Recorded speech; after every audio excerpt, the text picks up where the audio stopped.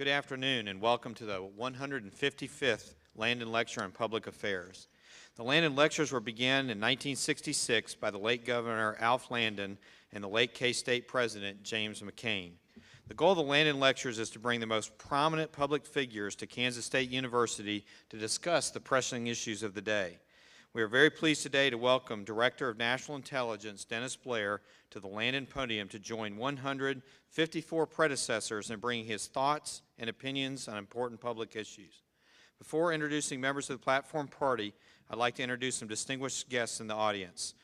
Diane Blair, wife of Dennis Blair. Ask Diane to stand to be recognized. Thank you. Brigadier General Chris King, Dean of Academics at the Command and General Staff College at Fort Leavenworth. Chris, you got to stand up.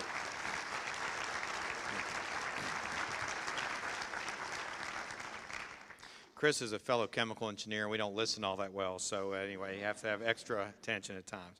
Members of the platform party behind me on my left, Professor Melody LaHue, Professor of Apparel Textiles and Interior Design and President of the Faculty Senate. Dalton Henry, Senior, okay. I was going to say to hold your applause until after everybody had been introduced, but I forgot that. Dalton Henry, Senior in Agricultural Communications and Journalism and President of the K-State Student Body.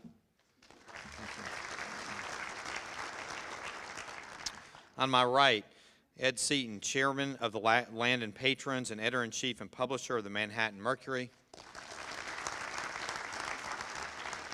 And Dr. Charles Reagan, Chief of Staff and Chairperson of the Landon Lecture Series. It's my distinct pleasure to introduce General Richard B. Myers, who will actually introduce Director Blair. General Myers is the most famous graduate of our outstanding ROTC program, rising through the ranks to 4-star general and chairman of the Joint Chiefs of Staff. In that capacity, he served as the principal military advisor to the President, the Secretary of Defense, and the National Security Council. General Myers served 2 terms as chairman of the Joint Chiefs and 1 term as vice chairman. General Myers is a command pilot with more than 4,000 hours in a wide variety of fighters, including 600 combat hours in the F-4 Phantom. He holds the Colin Powell Chair at the National Defense University and is a member of several corporate and charitable boards of directors. He serves as secretary of the Kansas State University Foundation Board of Trustees, and most importantly for our students, faculty, and staff, General Myers holds the position of Foundation Professor of Military History and Leadership at Kansas State University. Let me ask Dick to come forward to introduce Director Blair.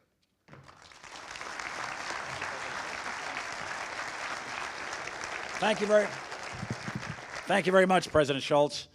Well, it's indeed my honor to be able to introduce to you today Director Dennis C. Blair as the Director of National Intelligence. Probably this is in your program. By the way, thank you for being so brave, braving the cold, bomb threats, and everything else to show up. This is terrific.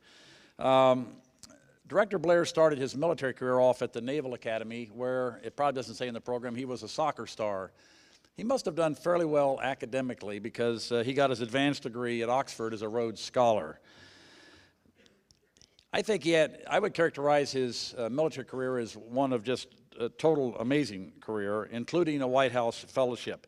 And I think, Denny, we first met when he had the Kitty Hawk battle group off Japan, and I was the commander of U.S. Forces Japan, and we flew out to the ship. I think there was an exercise going on, and that's my first memory of then Admiral Blair being in charge and doing what he probably loved to do best, and that is have command of a battle group. We went from those assignments to the Joint Staff, where he was director of the Joint Staff, and it's a little pedantic, but that is the most important position on the Joint Staff, the director. It's the Chief of Staff of the Joint Staff, and it's the most important position. I had the assistant of the chairman position. That was a much easier position than Denny's. But his last assignment was as commander of Pacific Command. And we have 4 geographical commands in the United States, and the Pacific Command is the largest. And I watched as the vice chairman and chairman as then Admiral Blair handled those responsibilities in a truly remarkable way. He had 2 very serious crises while he was, well, maybe more than that, we were just talking about one in Indonesia and East Timor, but the two that stand out in my mind are, do you remember when our EP-3 reconnaissance airplane was hit by a Chinese fighter and had to make a forced landing on Hainan? Of course, the pilot of the Chinese fighter was Wang Wei, which unfortunately, and we laugh, and it's kind of funny on one level. On the other hand, he gave his life for doing that too. But the crew and the pilot of that EP-3 were lucky to have survived it. And Admiral Blair was in the middle of this new Bush administration. This happened in April of 2001. So the Bush administration is still getting their feet on the ground. And the president of China, he was out of the country, so there was the crisis was not handled well on either end of his spectrum, and yet it all turned out successfully in the end. And in my view of that, it's because of Admiral Blair's rock-solid integrity and his impeccable judgment. He retired in 2002 from the military. At the end of a 34-year career, and if that were the end of his public service, then I think we could all say America owes him a debt of gratitude. But there's more to come. So he and Diane were then doing a variety of things, and Diane was introduced, his wife of 40 years, I think, as I remember you told me, Denny. So she shared most of this wonderful career in life that now Director Blair has had. He was the president of the Institute for Defense Analyses, one of the premier think tanks that does a lot of analysis for the Department of Defense and others there in Washington, D.C. He had the General Shalikashvili Chair of the National Bureau of Asian Research. He did some teaching, and probably not least of important, they built their dream house in Pennsylvania, just far enough from Washington, D.C. where there is no possibility of a commute. But America, so that would have been, we could have said, well done, faithful servant, but America wasn't done with Admiral Blair at that point. So almost 7 years after leaving the military and his command and Pacific Command, he was confirmed by the Senate and sworn in as President Obama's choice for the Director of National Intelligence, the third person that has held this position. As you probably know, the Office of the Director of National Intelligence was created after 9/11, and particularly after the 9/11 Commission report about the intelligence failures and fixes that they thought were required to bring all 16 elements of our U.S. national intelligence apparatus together. This is a very daunting task. I don't know that there's anybody in government that has a bigger responsibility. All of us here in this auditorium, for that matter, all Americans and all of our allies count and rely on Director Blair's leadership in this very, very important area to make sure we get it right. As he would tell you, the important thing that he has to ensure is that those that gather and analyze our intelligence do so in a timely, accurate, objective, and relevant manner. Just to sum it up, I think Director Blair and his wife, Diane, epitomize the courage and the service and sacrifice that we only find in our most outstanding public servants. It's indeed an honor to introduce to you today the Director of the National Intelligence, my former colleague and my friend, Dennis C. Blair.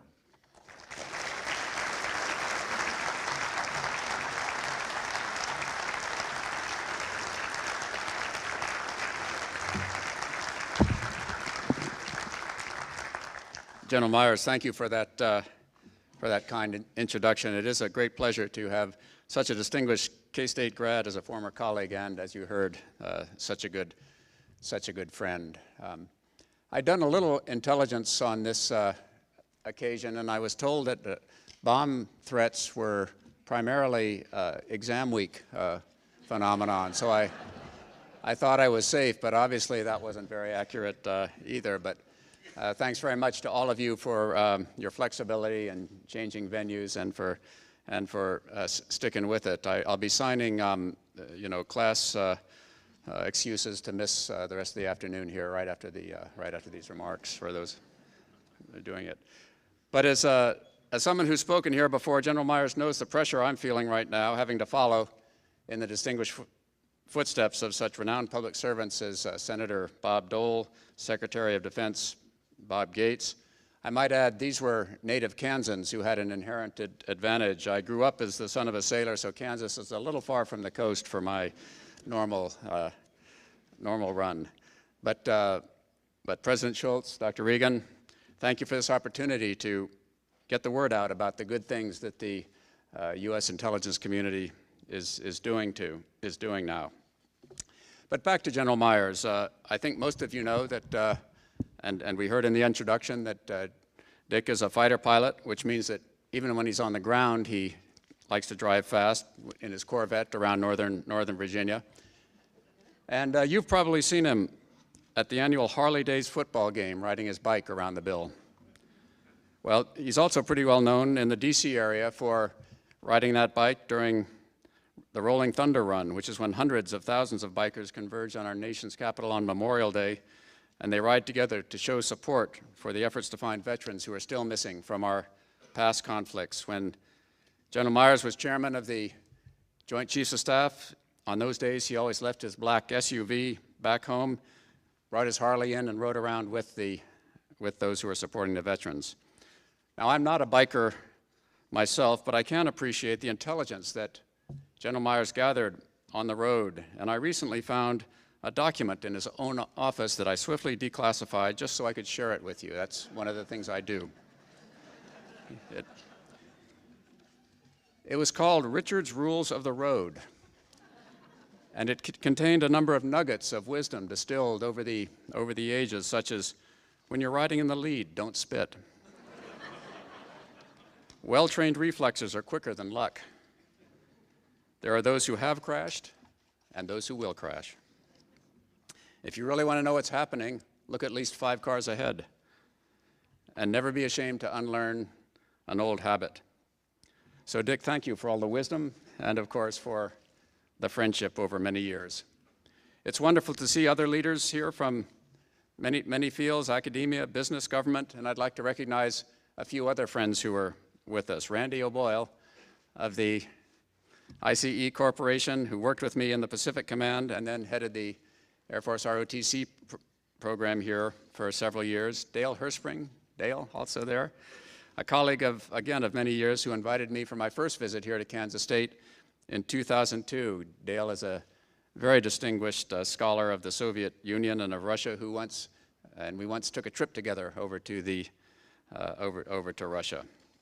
So again, great to be back, great to be back with friends.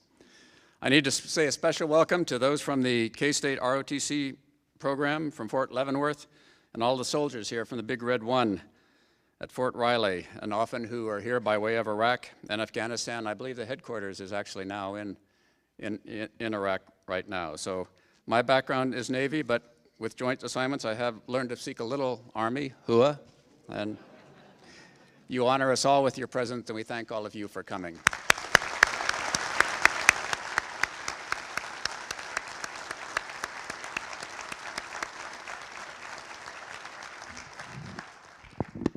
And I understand that this sort of warm greeting is actually typical of the way our troops are supported in this area, day in and day out. Junction City and Manhattan have become famous for their hospitality and care for the Big Red One, really a remarkable relationship. And right here at K-State, I understand that there are partnerships between the sports teams and First Division units with personal visits back and forth to see what it's like to be in the other person's shoes or cleats or boots, and videos of the latest games that are sent out to the units when they're on deployment. The football team is partnered with the 1st of the 28th Infantry Black Lions, the baseball team with the 2nd of the 16th Infantry Rangers, the women's basketball team with the 1st Sustainment Brigade, and the men's basketball team with the 1st of the 7th Field Artillery 1st Lightning. This is the only place I've heard that has such a wonderful program, simply amazing and wonderful. And President Schultz, thank you, and we all appreciate it who have served time in uniform. So ladies and gentlemen, it really is a special privilege, as you can see, for me to be here at Kansas State University, I've been tremendously impressed by this institution, not just the beautiful limestone campus, your many Rhodes Scholars, your nationally ranked security studies program, but I'm really impressed by the breadth of what you do, this broad range of issues that you engage the life of the university. Grounded in Kansas, offering an outstanding education to young Kansas and other students from around this country and around the world, you're working on the big issues that face our country, both here at home and internationally. Now this afternoon, I'd like to talk about the intelligence community, who we are, what it is we do, and some of the issues that we're dealing with right now. And then before leaving this room, I'd like to make a shameless pitch to some of you to come join us in the important work of intelligence. First, a quick description of the intelligence community that I lead as the Director of National Intelligence, Intel 101. As General Myers mentioned, we're 16 different agencies, mostly parts of other departments of our government, but one, the Central Intelligence Agency, independent. The CIA is responsible for human intelligence, recruiting spies, and also for taking the information collected by all the agencies to produce analyses for policymakers and for American officials in the field. 4 of the biggest agencies are in the Department of Defense. The National Security Agency, responsible for gathering communications intelligence, voice, video, data from around the world. The National Geospatial Agency produces analyses, pictures taken by satellites and aircraft, stills and videos, and turns them into reports and maps. The Defense Intelligence Agency also produces all-source intelligence, primarily serving military officers, military officials, and units in the field. The National Reconnaissance Office launches and operates the satellites that collect intelligence information from on orbit. 2 organizations in the intelligence community focus on the United States, the FBI, responsible for gathering intelligence on threats within the United States, and the Intelligence and Analysis Division of the Department of Homeland Security, which is also responsible for tracking threats in this country and working closely with state, local, and tribal law enforcement organizations. So that leaves 8 other members of the community. They include the intelligence organizations from each of the 5 armed forces and from the State Department, a financial intelligence organization within the Department of the Treasury, a nuclear intelligence agency in the Department of Energy, and the intelligence arm of the Drug Enforcement Administration. So just this simple description of the different parts of the intelligence community illustrates the complexity involved in bringing them together. And the key is to integrate these 16 organizations so that the amazing different capabilities and skills that they bring are focused on the right missions and that they can work together. And that's really my job as the Director of National Intelligence. The first step is to set the overall goals for the intelligence enterprise. And we've done that in our National Intelligence Strategy. There are 4. The first is to enable wise national security policies. To enable wise national security policies. We do that by continually monitoring and assessing the international security environment so that we can warn policymakers of the threats. We can also alert them to the opportunities. We provide daily intelligence briefings to the President himself, and we're a member of the teams in Washington that work out policies on everything from North Korea and Iran through cybersecurity, climate change negotiations. And remember that our job isn't to decide these policies, but our job is to make sure that there's the best possible information so that those who do can make wise policies. Now, our second goal is to support effective national security action, and that means delivering actionable intelligence to diplomats, military units, interagency organizations in the field, and to domestic law enforcement organizations. And this includes literally thousands of intelligence officers supporting our embassies in Kabul, in Baghdad, the provincial reconstruction teams throughout Afghanistan and Iraq, and the military units that right now are driving the Taliban out of Helmand province. Our third goal is to deliver balanced and improving capabilities so that the future intelligence community can be even more effective than today's. We need to make tough choices to invest in the right new satellites, supercomputers, information networks, surveillance aircraft, and software programs to make our intelligence officers even more capable in the next generation. And our fourth strategic goal is to function as an integrated team. Now, these four goals for the intelligence community seem fairly straightforward. Back during the Cold War, when our fundamental intelligence organization was put together, they probably would have been relevant. What's changed? Well, there have been three major seismic shifts since that time that have made a fundamental difference to the intelligence community. These hinge points have affected all of our national security organizations, but they've been especially important for intelligence. Let me take you back to the very first words ever uttered in a Landon lecture in 1966 by Governor Alf Landon himself. He said, "We must face the challenges of new realities of international life today." 23 years after he spoke those words, there was a big new reality. The Berlin Wall came down. Before then, our intelligence mission was to steal secrets about the Soviet Union. We recruited spies and educated analysts to understand its leadership intentions, its military capabilities, its actions around the world. We trained thousands of Russian linguists. We dug long tunnels to tap the Central Phone Exchange in East Berlin. We built a huge ship, disguised it as a manganese mining vessel just to pick up a single Soviet submarine on the floor of the Pacific Ocean. When the Cold War ended, it affected our entire approach to intelligence. For example, in the 1980s, our primary focus in intelligence on Latin America was on what the Soviets were doing in Cuba, in Nicaragua, in Grenada. But now, after the Cold War, we have to understand the countries and trends in the region much more deeply in their own terms, as well as in terms of the threats and the opportunities they offer for the United States. Let's look at just one country, Colombia. It matters because it's the primary source of cocaine coming into the United States. The intelligence community is expected to provide analyses of the drug organizations there, the government, armed forces, Colombia's relations to the region, social and economic trends. This intelligence is essential to solid American policies for Colombia. In addition, the United States has assisted and is still assisting Colombia to defeat the FARC organization, and intelligence plays a role there.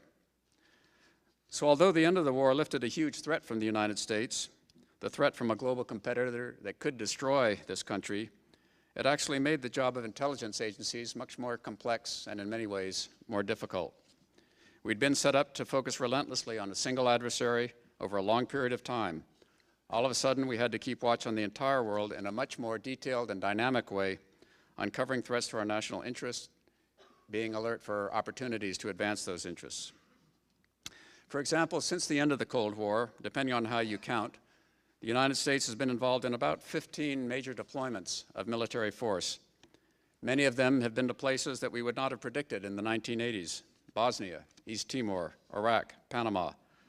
And for all these military engagements, and for many more areas in which there were crises and tensions, but which we did not take military action, the intelligence community has been called on to understand the society, the issues, the country, the region, as presidents and their advisors have made decisions about whether we should use military force, diplomatic tools, economic tools. And then once a decision is made that the United States will act, then the intelligence community was called on for very fine-grained, detailed intelligence, important for the work of diplomats, international development workers, and soldiers to bring crises to an end, to stabilize troubled societies, and to establish longer-term arrangements to put those countries back on their feet. The second hinge point, turning about the same time that the Cold War was ending, has been the information revolution. In the 1980s, the first information networks began to be deployed in a serious way. Now, it's not surprising that an information revolution would shake the business of intelligence to its very core. After all, intelligence is about information, collecting it, sharing it, using it. Networks changed our access to information, they changed our access to one another, and they totally changed how we do business. Building and using data sources, sending emails, sharing audio and video files so that we can work collaboratively and quicker. And so that we can leverage virtual teams of intelligence officers linked together around the world. Like most catchphrases, the term connect the dots is overused, often misused, but it has a large grain of truth. And there are so many data sources, some of them that intelligence agencies themselves maintain, like our files of satellite imagery, which go back decades. Some of them are available in the public domain, like research papers on societies in faraway countries. And the challenge is to find the right information, to understand its validity, and to put it in context, and to get that done in time for a policymaker in Washington or an officer in the field to be able to use it. We use many of the tools that are familiar to you at K-State. We have an A-space, or an analyst space, where communities of interest are formed by analysts from different agencies who follow a particular issue and can post information and ideas. It's like MySpace or Facebook. We use websites that look very much like what you probably use to keep up with your particular fields of interest. RSS feeds coming in with new information on the subject. Hyperlinked access to previous work that had been done on that subject. But unlike the open academic world, we in the intelligence community have some constraints on working together collaboratively, sharing information. The more we link our intelligence data sources together, the more they become vulnerable. One enemy spy inside the community can do much more damage than one could years ago. One hostile intelligence penetration of one of our networks can extract huge amounts of valuable information. So while we take advantage of all of the tools of the information revolution, we have to build security features on our data sources and on our connections, and these are expensive. They slow us down some. So the information revolution is giving us better tools to do our job. As important, because the information revolution has spread around the world, it's fundamentally affecting our collection of intelligence as well as our sharing and analysis. Increasingly, the information that we want in order to find out what others are thinking and what they're doing is stored and shared in their networks, and so that's where we go to get it. Foreign governments communicate on networks. Terrorist organizations like Al-Qaeda use the internet to put out their messages. Drug traffickers have to communicate to send their shipments and receive their payments. Organizations that we're very much interested in store their information electronically, not in paper and file cabinets. So one of the real major growth areas of the business of gathering intelligence is penetrating foreign networks, bringing that information back to analysts to write the reports to inform our policymakers and action officers. In this area, I can't give you many specific examples since they're classified, but it's not difficult to imagine the value of being able to read the emails of some foreigner who's involved in a plot against the United States. Now, the third hinge point of American intelligence was 9/11, and its effect on us has been profound. As the 9/11 Commission stated, it exposed these internal barriers to sharing that prevented the intelligence community from understanding that threat that was forming against us in the months leading up to that attack. Our enemies were seamless, we were compartmented. There were pieces of intelligence that were held by agencies that weren't shared, weren't analyzed to warn of that attack so that we could stop it. The difficulties of sharing between agencies that were focused on foreign intelligence on the one hand, and those that were focused on law enforcement and domestic security on the other hand were laid bare by that incident. In addition, we discovered as a nation that our armed forces didn't defend us against every threat, that our nuclear weapons did not deter every enemy from attacking us. It was those 9/11 attacks and the investigations after them that led into legislation in 2004 that reorganized the intelligence community in fundamental ways. The position of Director of National Intelligence was established at that time in order to bring together a more integrated and agile intelligence community and to address these new threats that were emerging. For the first time, domestic law enforcement and security organizations, the FBI, the new Department of Homeland Security, were included in the intelligence community so that we understood threats across these traditional boundaries. And new organizations within the community, such as the National Counterterrorism Center, the National Counterproliferation Center, were established to focus different agencies on cross-cutting missions that all needed to work together to solve. So here we are, 20 years since the end of the Cold War, well into the information revolution, 8 years since 9/11, 5 years since the Director of National Intelligence was established. How's it going? Are we really as integrated and agile as we need to be? Are we on top of developments in China, Iran, Afghanistan, as well as Al-Qaeda, the Sinaloa drug cartel, global warming? Can we both enable wise policies in these areas and support effective action? My answer to you after a little over a year on the job is that we're doing well, but that we're not satisfied, and we still have to continue to evolve and improve. Let me start with the subject of integration of the community, the sharing of information and teamwork. Overall, we're more unified as a community than we were 5 years ago. We do a better job of sharing intelligence and building mission teams to work on problems that we need the different skills of different agencies to solve.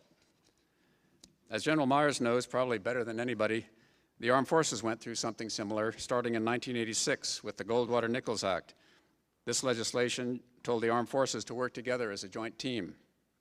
It really took decades after that legislation to overcome all the negative aspects of inter-service rivalry among the Army, Navy, Air Force, and Marine Corps. I remember very clearly when that move happened. I'd been in a Navy uniform for about 18 years, and like most of my contemporaries, I was not very enthusiastic about joint operations with other services. I figured there was an obvious solution to inter-service problems: just bring the other services up to Navy standards and we'd be fine. But I have to tell you, I was wrong. The Armed Forces are much more effective now because they're working together than they were when they were fighting separately, mostly over who was in charge rather than against the common enemy. I see the same progress in the intelligence community. Like the Armed Forces, we've made it a requirement that an intelligence officer serve for a time outside of his or her parent agency in order to reach high rank within a high position within the intelligence community. And every day I see the effects of this widening of perspective of our senior leadership as it serves around the community. And while there are still instances in which intelligence is not shared with other agencies, they're fewer before. They're more the exception than they are the rule. So as Richard's Rules of the Roads reminded us, never be ashamed to unlearn an old habit. This primary lesson for the intelligence community out of 9/11 was that we needed to share information. Our preliminary investigation of the unsuccessful bombing over Detroit on Christmas Day of a Northwest Airlines flight did not find that information was being held.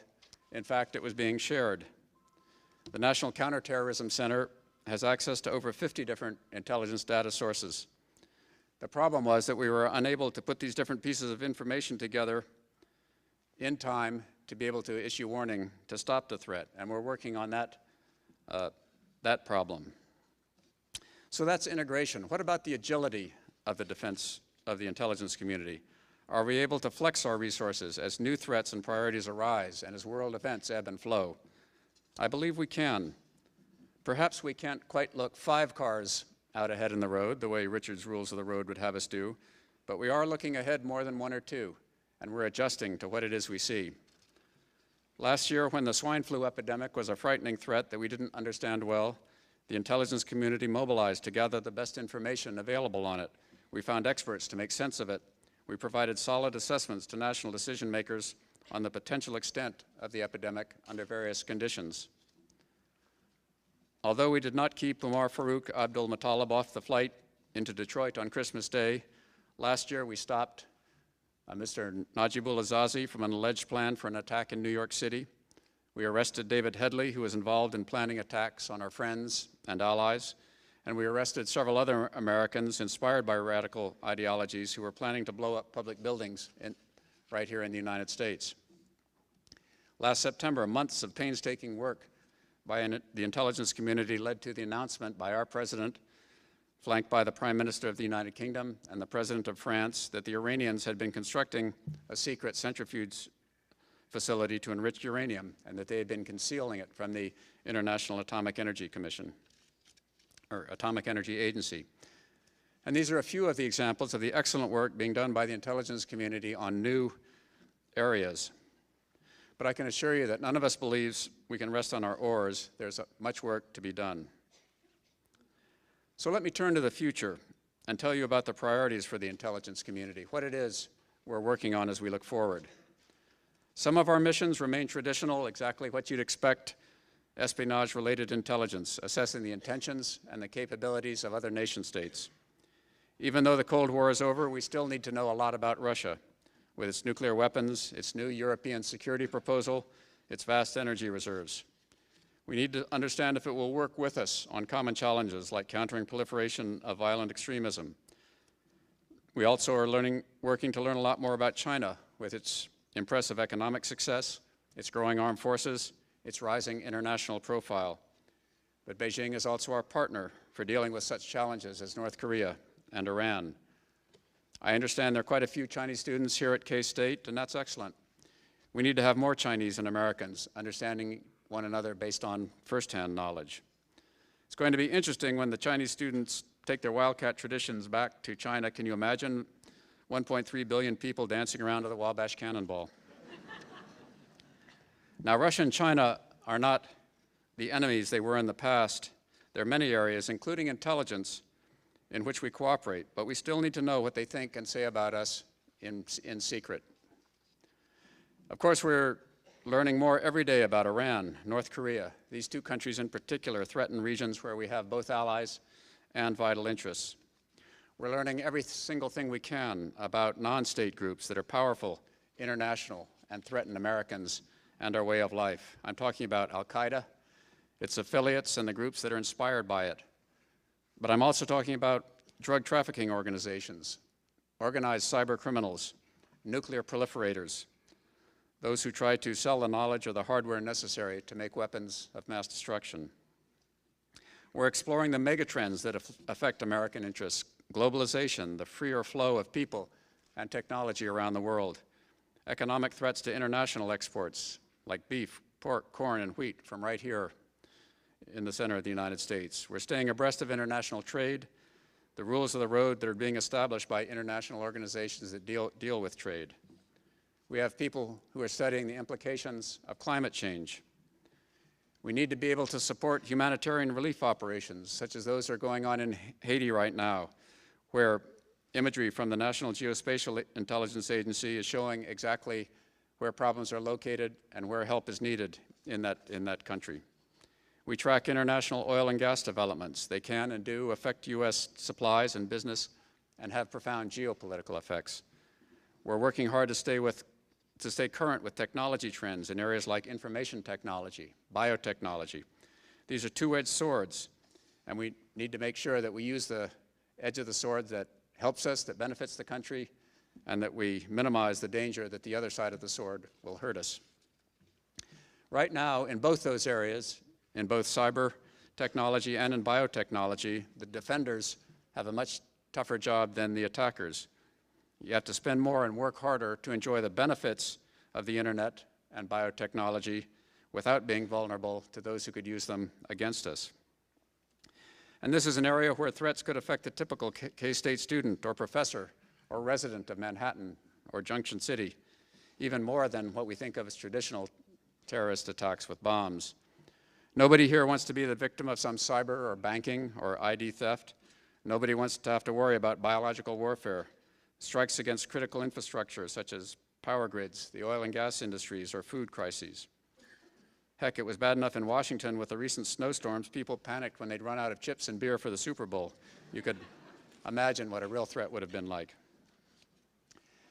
And I know here we have the National Bio and Agro Defense Facility, which is on its way to Manhattan. And despite the risks that have to be managed with something like that you as a community have embraced it. You understand that it's needed, and that with the history and experience here, including the exceptional Biosecurity Research Institute right here at K-State, which already assists the intelligence community on bioforensics, this is clearly the right community to host it. And I just want to say that I believe you're doing the country a great service by taking that on. As a reward, we'll send the money but keep the bureaucrats in Washington. Now, the real challenge of all of these subjects that I've sort of reeled off is to understand the different types of interactions, nation-state, international organizations, subnational organizations, megatrends, how all these play out and will throw up crises, threats, and opportunities for the United States to advance its interests. And they interact in interesting ways that make a big difference. For example, in Mexico, drug trafficking organizations are a threat. They can be even more of a threat if they're linked to violent extremists or computer criminals. But they're also an opportunity, one for unprecedented cooperation between the United States and Mexico. International cybercrime is a threat, but it also represents an opportunity for cooperation, both with the private sector here in this country and with many governments in Europe and the Far East that share our goals of having an internet that's used for legal purposes. At the technological level, we can also take the view that what's happened since 9/11 has been both a challenge and an opportunity. On the challenge side, Al-Qaeda uses globalized communications very effectively, not just for propaganda, but also for recruitment, logistics, moving money, and internal communications. And it's been helped by the spread of technology in areas like explosives, reconnaissance. And related to that, the megatrend of global media plays a very important role. Now more than ever, one person causing a relatively small number of casualties, but in spectacular fashion, can have a huge impact on our country and the world. One man with dud explosives in his shoes in December 2001 changed airport security around the world, so now we have to take all our shoes off, and it helped the sock industry take off in terms of profits. But technology helps us too. We can connect the dots like never before. Once we get a lead, we can quickly scour many data repositories for more clues. But as we learned on Northwest 253 over Detroit on Christmas Day, we still need to do that better. We need to make it easier to seamlessly search disparate data sources maintained by different agencies for different purposes. And we're working on that.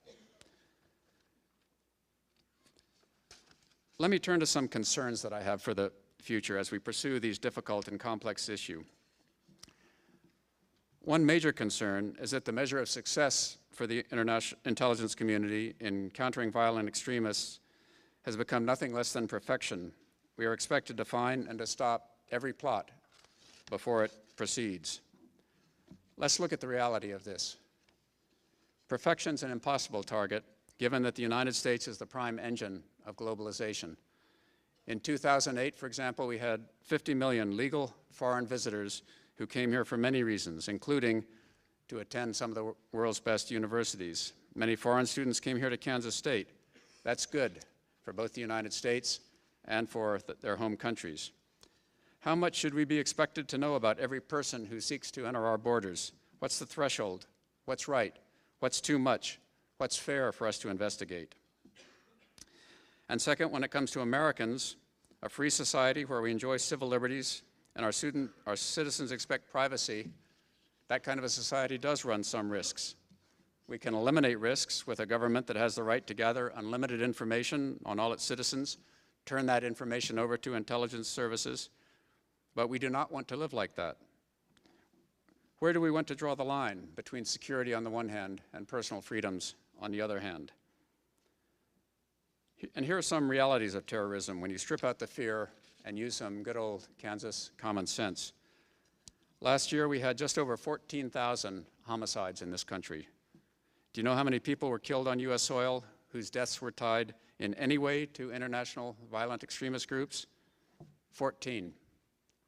And that number falls to 0 if you're looking at those perpetrated directly by foreign extremists. Success or failure shouldn't only be measured in lives lost. It also should be measured in lives saved. But that's probably harder to do than anything. And even one death caused by a violent extremist strikes right at the core of a free people. It's a violation of the highest order. It can't be treated solely as a number. When someone breaks into your house, it's not what he stole that matters the most. It's your sense of security. So the standard for success in countering violent extremism has to be incredibly high, because the stakes are incredibly high. And I will tell you that no one is harder on us than ourselves about the times that we fall short. But I cannot promise you that the intelligence community will be able to discover and to stop every attack by a violent extremist group like Al-Qaeda. But as a country, we cannot allow a successful attack to damage our resolve or to diminish our way of life. If that happens, then the violent extremists win. Remember again, General Myers' rules of the road. There are those who have crashed and those who will crash.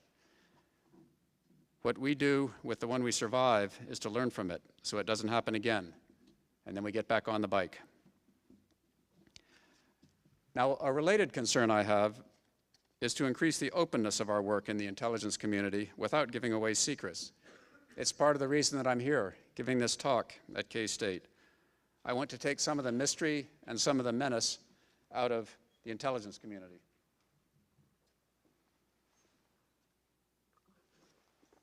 The American people should all feel as proud as I do about the work that we accomplish, and they should be reassured that we do it while respecting all the liberties and the civil protections and the privacies that Americans have under the Constitution, and that we act in accordance with American values in everything that we do.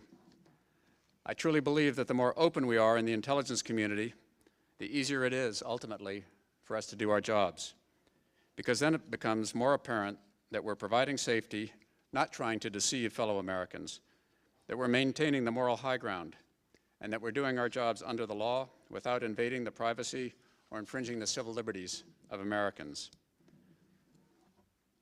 We're primarily focused on foreign threats, though of course we have to worry about it when they have connections with those who threaten this country from within. Of all the secrets that exist, there are countless ones that we don't intrude on, like how the TV series Lost is going to end. And even though it's a mystery, we don't need to find out who Willie the Wildcat really is. Now, you may think that guy in the Jayhawk costume is a different story, but we exist to protect him too, unless he's a terrorist, of course, which we believe he is.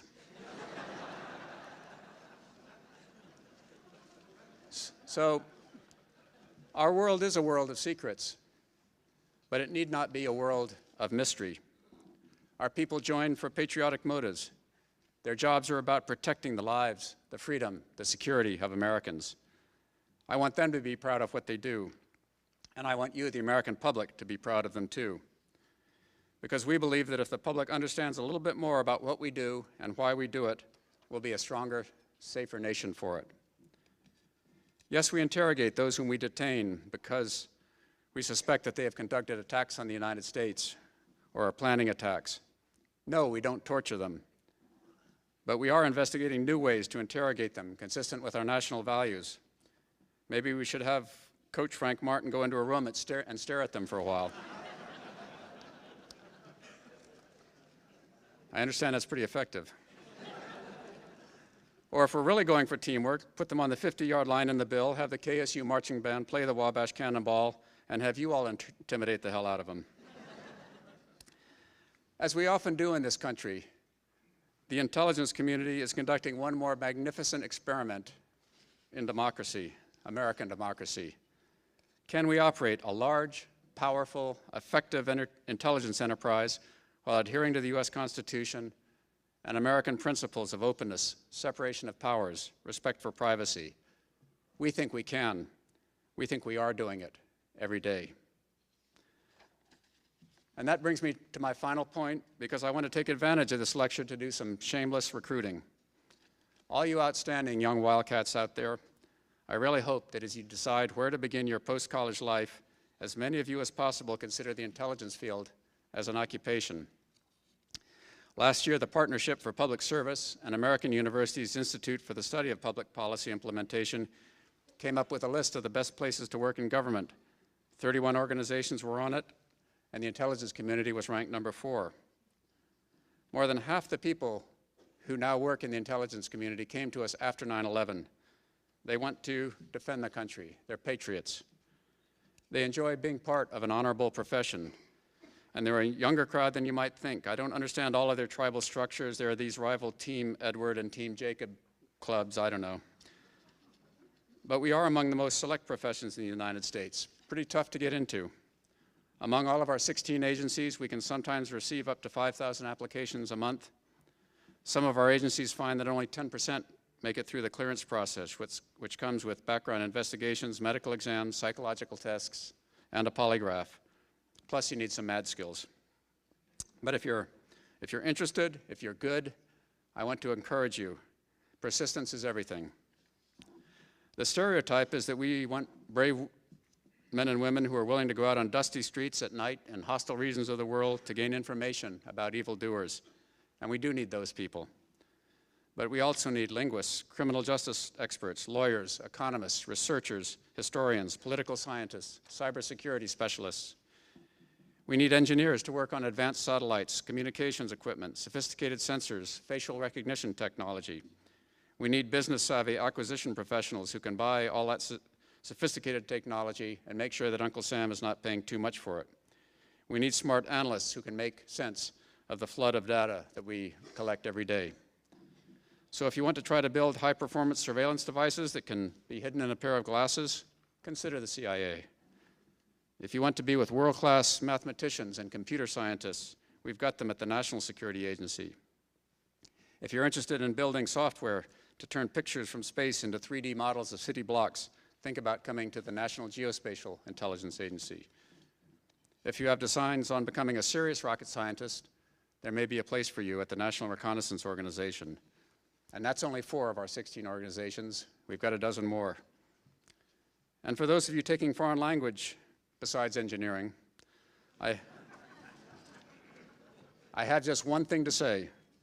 Gracias, merci, danke, sheshe, arigato, shukran, shukriya, and spasiba.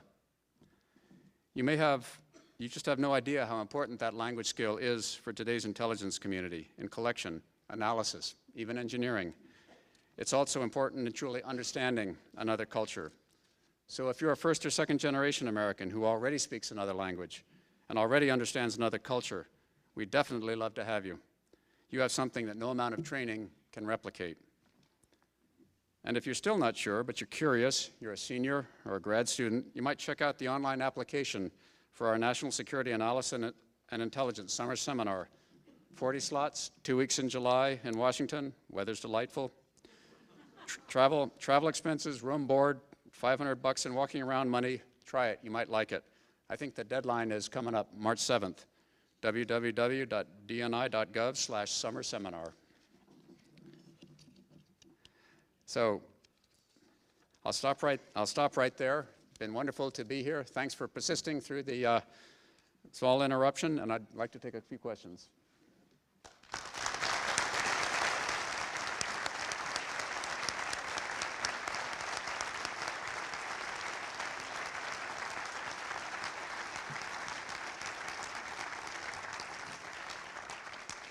We really appreciate everybody's patience and sort of moving around. The next Landon lecture will try and do 3 different locations instead of just 2.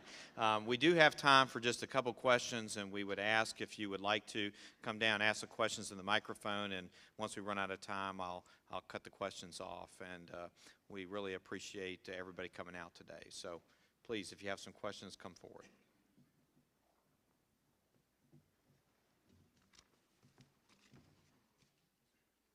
Thank you for coming here to speak.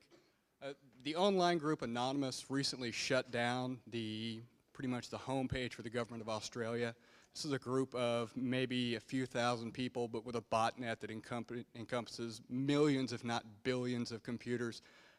How can anyone hope to come to terms with just such an overwhelming network? Well, there certainly is no easy answer to that question. And right now, as you point out, the way the internet is designed, it's easier for somebody who wants to do something bad with it than it is for something big. Interestingly, last year, one of the big internet security companies came out with a statistic that there were more illegal applications that were designed for the internet than there were legal applications. So the bad guys are definitely on the move, and as you say, with botnets and being able to magnify their efforts, they're having a tremendous effect. It turns out that a lot of this can be overcome by just care of what you're doing with the network. Some of the basic things that people often don't take the time to do, that just leave their computers wide open. We can do a lot of it that way. The rest of it, though, we have to do, I think, by public-private partnership to be able to track down the sources of attacks like the one that you were talking about, going back against it, stopping it, and then getting the public education out so that people do the basic things they have to do in order to make their individual machines more secure, and that we work on the network. So there's a lot of hard work involved, but it's not it's not impossible if we get individuals who run the computers, the companies, both on the private side and for us in government, and the international cooperation in order to be able to stop it. But it's a good question, and we worry a lot about it. Thanks.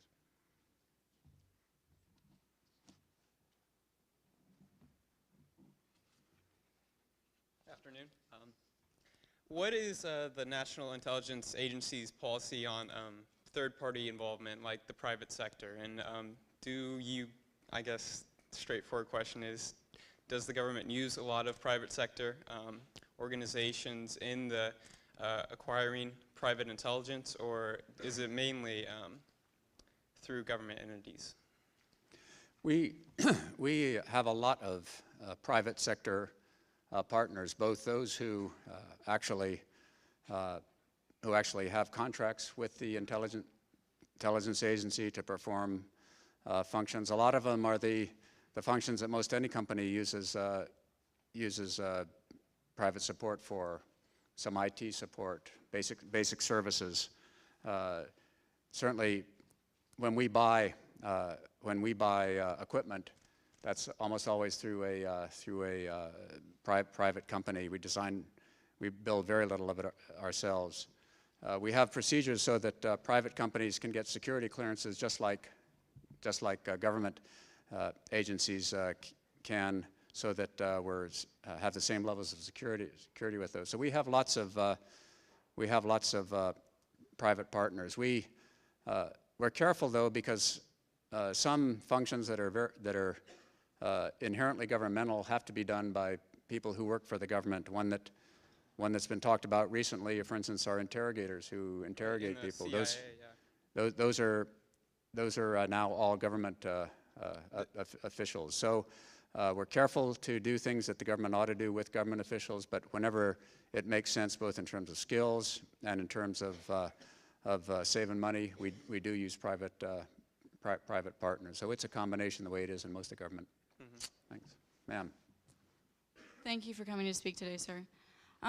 Given that on December 5th, the START treaty expired between the U.S. and Russia, and we've been in negotiations with them for its renewal, given that these negotiations are intended to be a sign of good faith and strategic arms reductions, why is it that the U.S. has been placing missiles in Poland and that Russia has been purchasing battleships from France?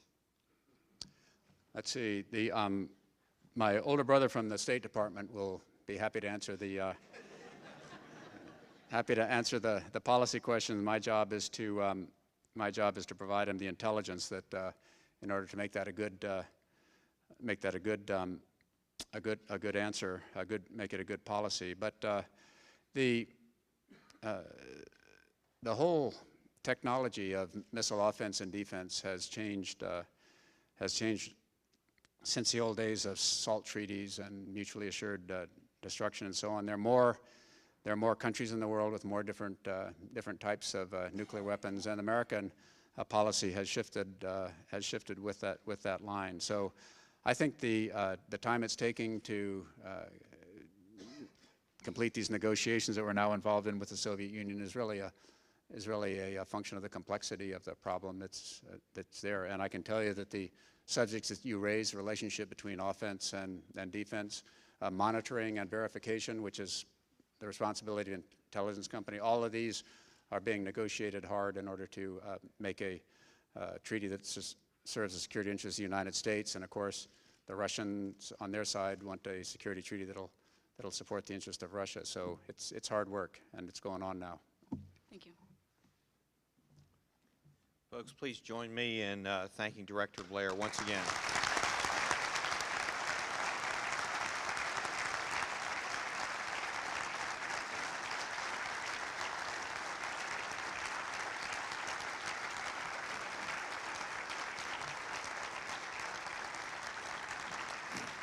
Well,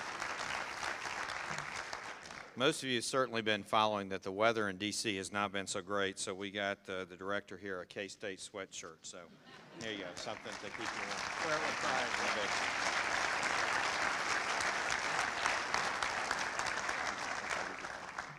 pride. Thank you for coming, and for the patrons, the reception will be immediately following this at the Beach Museum. And folks, have a good evening. Thank you.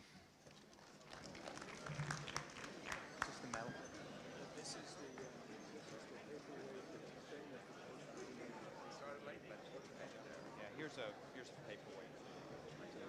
Okay. Says Landon.